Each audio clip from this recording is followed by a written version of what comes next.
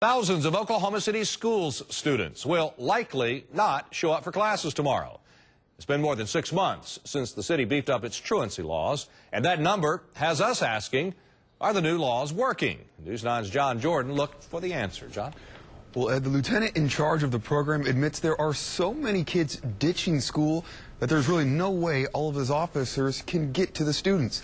Still, he says taxpayers are getting their money's worth. Thank you.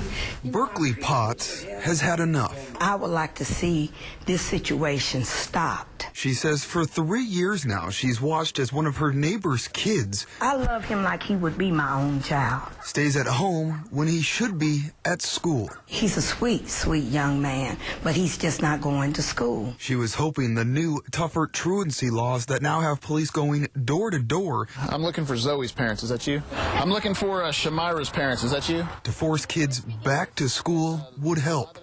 She says it hasn't. Well, I haven't seen it work yet. This is definitely a different approach. Lieutenant Paco Balderrama oversees the Truancy Division, a department he admits is understaffed, making it impossible for his 6 officers to reach every kid not going to school. There's another 66% that we were never able to address, never able to go visit. Still, he says citizens like Potts shouldn't get discouraged. It definitely made a difference. He says out of the homes his officers did visit, those kids improved their attendance by over 50%. But the true benefit, he says, is impossible to know for sure. It's definitely a public benefit to get kids in school, because when they're not in school, they're usually doing something that they shouldn't be doing and causing harm to the community.